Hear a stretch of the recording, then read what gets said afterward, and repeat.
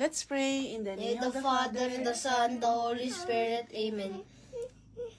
Our Father in heaven, hallowed be your name. Thy kingdom come, your will be done on earth as it is in heaven. Give us this day our daily bread, and forgive us our trespasses, as we forgive those who trespass against us. And lead us not into temptation, but deliver us from evil. Amen. Hail Mary, full of grace, the Lord is with you.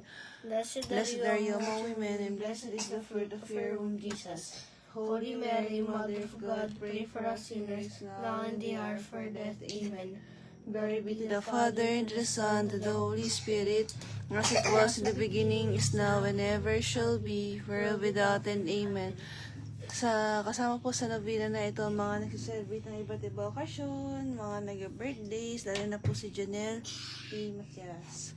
At recover rin po Lord nila Leonora Santos, Nestor Silva, Carmen Bautista, Anacito Babon, Humber Pendriña, Shelo De Sena, Erlinda De Villar, Gregoria Blanco, Joseph Pacunana, Maria Frank, Claro Boncaje, Saturnino Artamia, Albusco Jorado, Andrea Coronado, Jose Agustin Jr., Roland Gonzalez, Jean Saraza, Elsa Juan, Akira Denise, Myla Tupero, Jeffrey Niel Tumpalan, Maria Hernandez, Bobby Sarosa, Mila Lastimoso, Serman Parco, Fortunato Gutierrez, Alicia Lizardo, April Daming, Cyril Bacuetes, Levi Ulitin, Nanay Luwalhati, Siyang Inday, and Tatay John, Mel Goodman, Plagon Galeste, Meg Llorente, Eli Sunico, Gloria Castro, Jane Hernandez.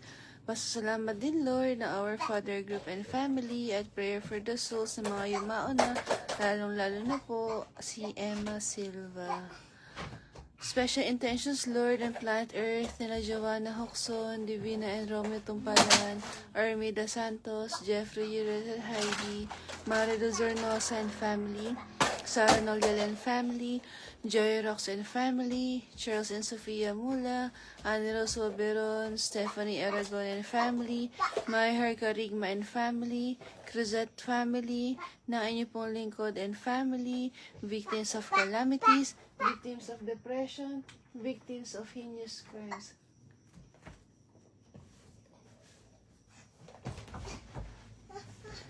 Panginoon, maraming salamat po sa inyong mga biyaya, sa mga biyayang binibigay at ibibigay niyo pa lang po sa amin. Bigay niyo po kami ng maraming pa. At pagtagtahin niyo po palagi-lagi ang mga mahal namin sa buhay, lalo na po ang mga kabataan.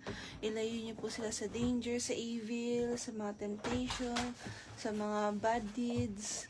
Liwanagan niyo po ang aming buhay, manatili kayo sa aming tahanan.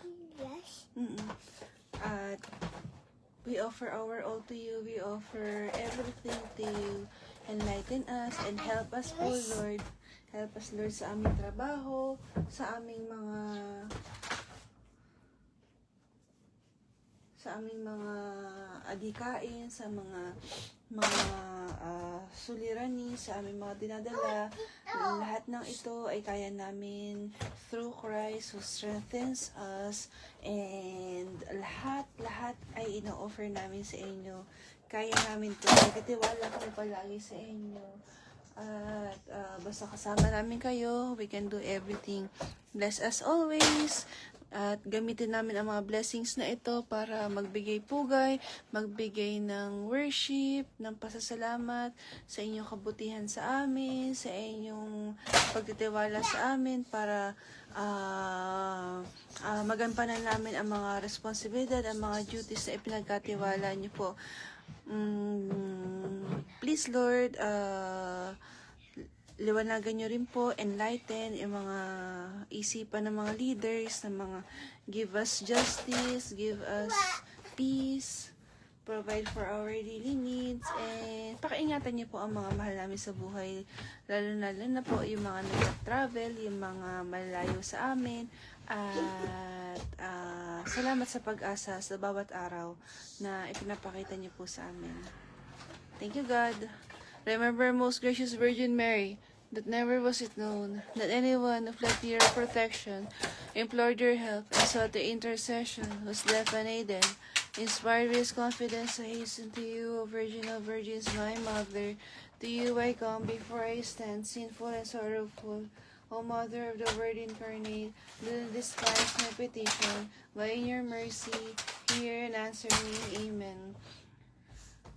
Realizing, dear Mother, that you are perpetual help, not only spiritual but also in temporal necessities, we ask you to help us in our present financial worry. Because of unavoidable circumstances which have arisen in our lives, we are in great want and financial embarrassment, since we are unable to meet our honest debts.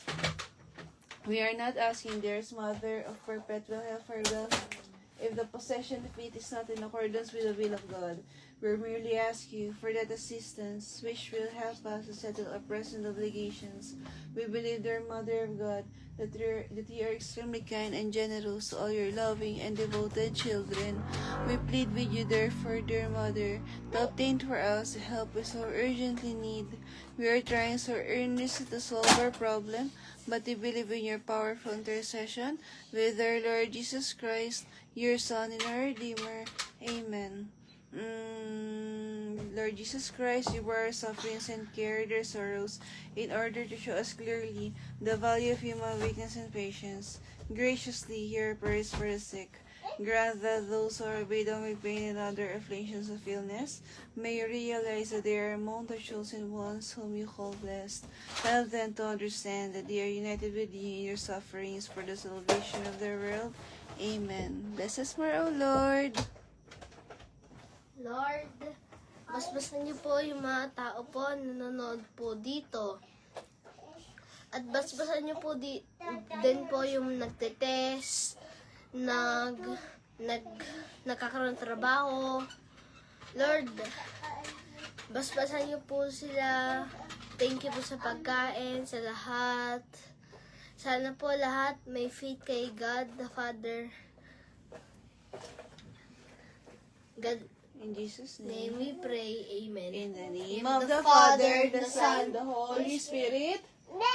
Thank you, Lord, for everything. God bless.